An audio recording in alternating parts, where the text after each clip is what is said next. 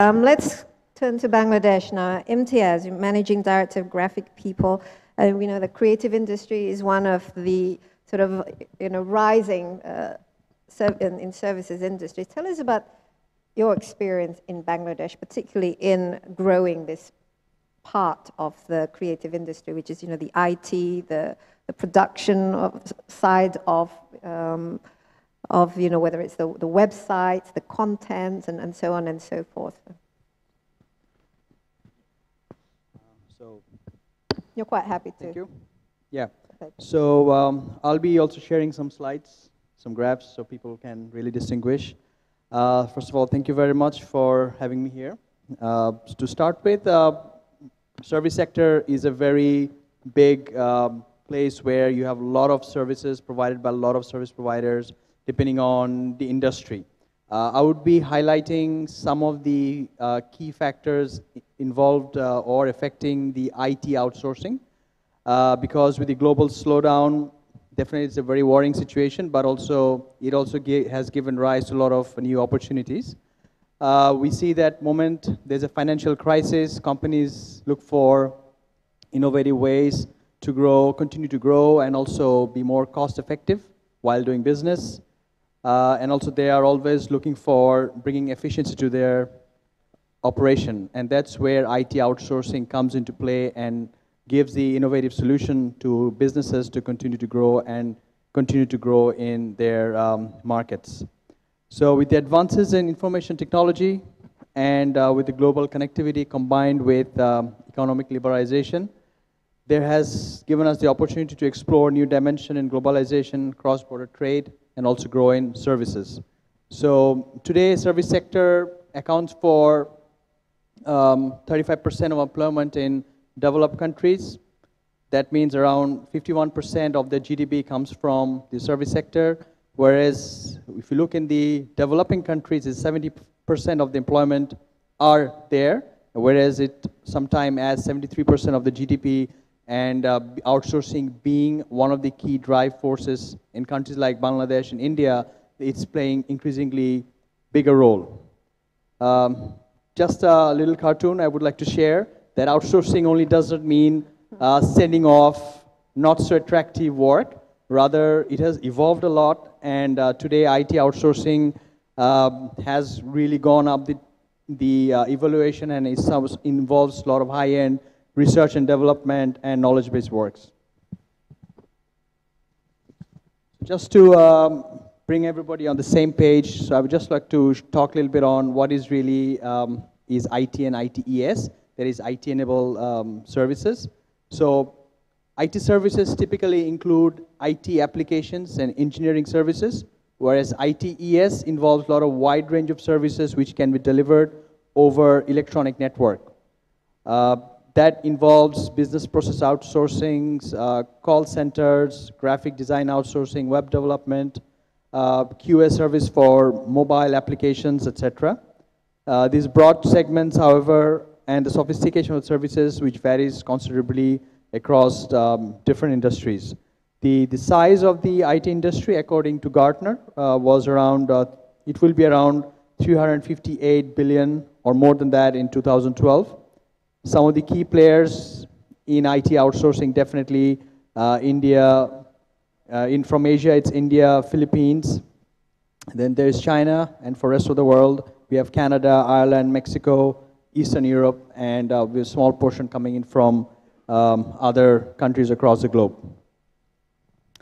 The IT has gone through evolution like any other industry, which started off with very low-end work like application development or call center services, has gone up in few notches, and today it includes process engineering, research development, and very high-end research work involving, which also involves onshore and offshore investment. Some of the key factors that involves IT outsourcing, number one is the people, definitely is culture, organization, competencies, both for the client who is outsourcing and for the company which is providing the outsourcing services. Then we have the tools, technology, which is the driving force, and then we also have processes, because how, when, and where matters a lot when it comes to outsourcing. And one thing we have to keep in mind, despite we have the tools and technology, labor still plays a key factor in IT outsourcing, and in most of the cases, different offshore locations maturity can be measured by the labor force condition. It can be whether it's pioneering, emerging, or established or saturated. So this is one of the key factors today. Labor condition also determines the cost and also the level of services that can be offered by a country. So I would like to talk a little bit also on a niche in the IT outsourcing, that is advertising, which has evolved over past few years. Why I'm talking about advertising is that's where I come from, that's where my company is heavily involved in.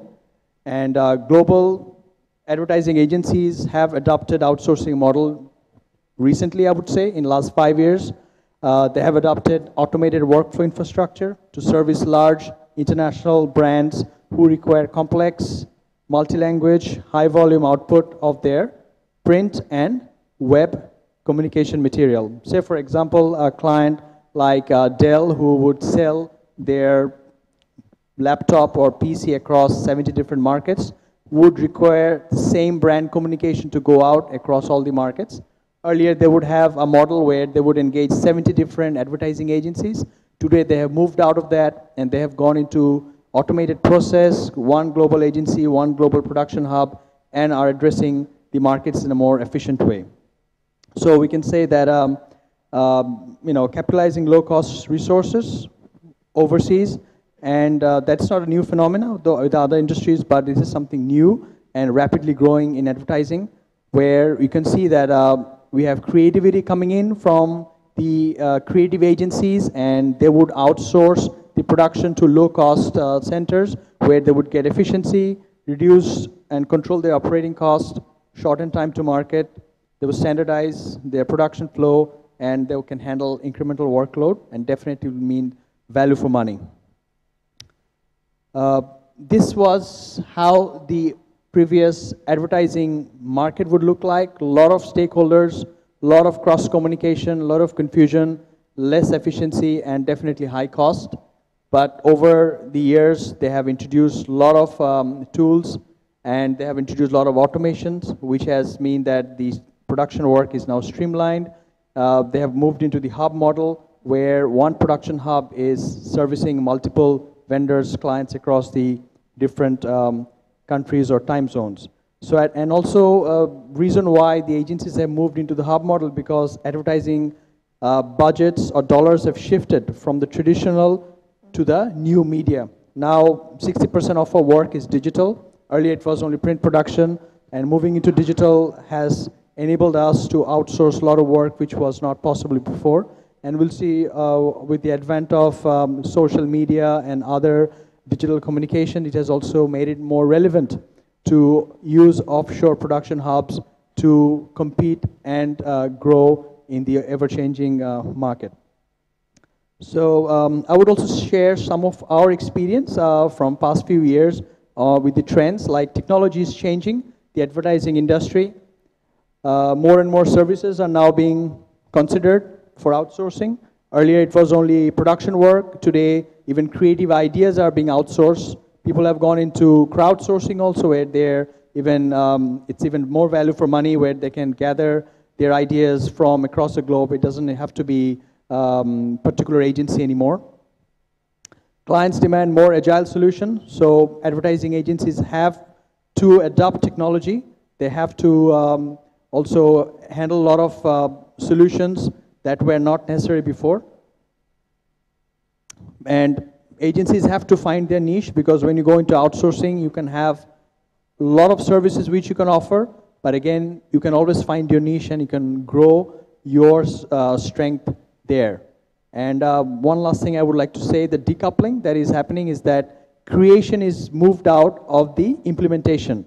So now we can see in advertising, there are one agency can be doing the creative, and there can be 4 or 5 agencies who is doing the implementation, both online and offline. With this, I would also like to share my own experience. That is, my company is also engaged in outsourcing, so I will just talk a little bit about the offshoring model, which is something which we are following while we are working with global clients.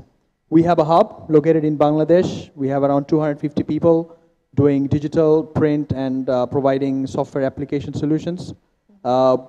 We are engaging with advertising agencies, and one advertising agency can have multiple clients. So for that agency, the offering they have is that they can go back to the client and say that I have a production hub, I can work 24/7, I can give you a localization adaptation across the globe in the fraction of the cost.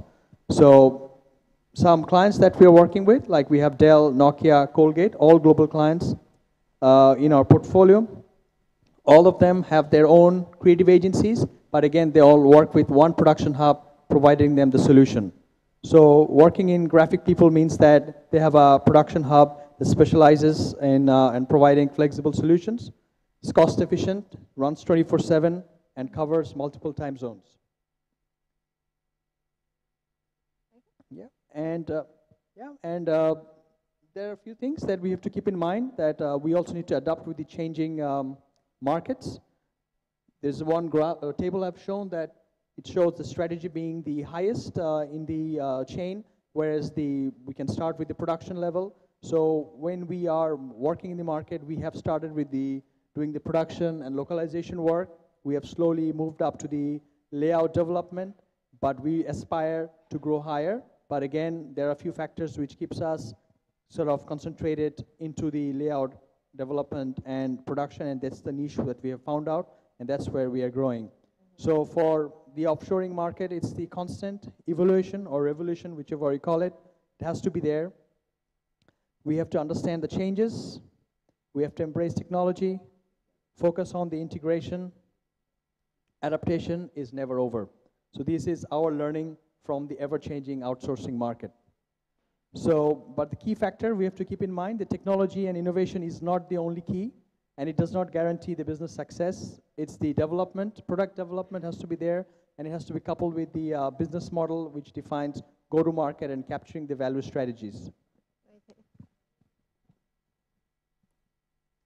But again, I would like to talk a few things about the country where we come from, especially when it comes to export problems, which are easy to identify, but the solutions are always complex. Some of the factors that matters when we are considering the offshoring capabilities or the offshoring capabilities of any company which has come from a developing nation. Definitely there has to be talent pool which has to be taken into consideration. There is cost, there is infrastructure, country risk, business living environment, and industry maturity. I would just like to say that scalability of any industry depends on the talent pool, and you will find that a lot of global giants have ended up in India because they have a large talent pool, access to a talent pool which can be easily trained.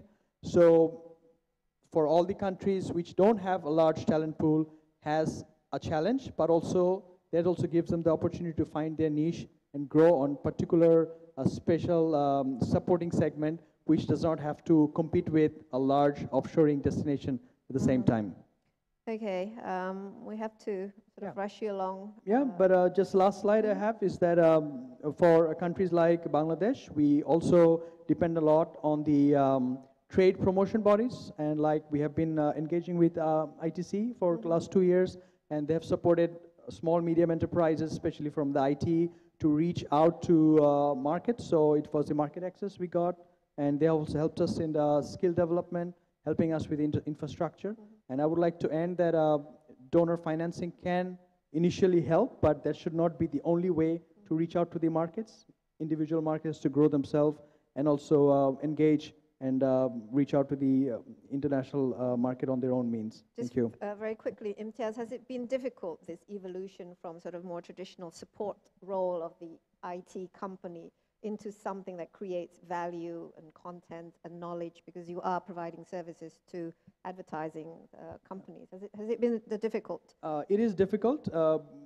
We have grown few levels and got stuck somewhere because talent is a key issue here. Unless you have talents in a large number, it's difficult to sell it as a service because scalability is not there. So it is something that we don't want to venture into because time has to be given. So the talent pool in a country has to grow, reach up to a level where when we can tap into it and provide it as a service to the outsourcing markets. Till then, we will use whatever is available and where scalability is there and where it makes more sense to invest in. And that kind of service is getting Correct. increasingly required as companies are becoming much more socially, especially with the social media, they're relying more and more on technology in order to promote their brandings. Is that right? Absolutely. Okay. And moreover, like with the advent of social media, it also makes it more fluid, and the agencies sometimes need offshoring services to cope up with the changes that needs to be, where you have to implement the changes in order to keep the market share of that particular brand. Otherwise, offshoring model will not be of any benefit.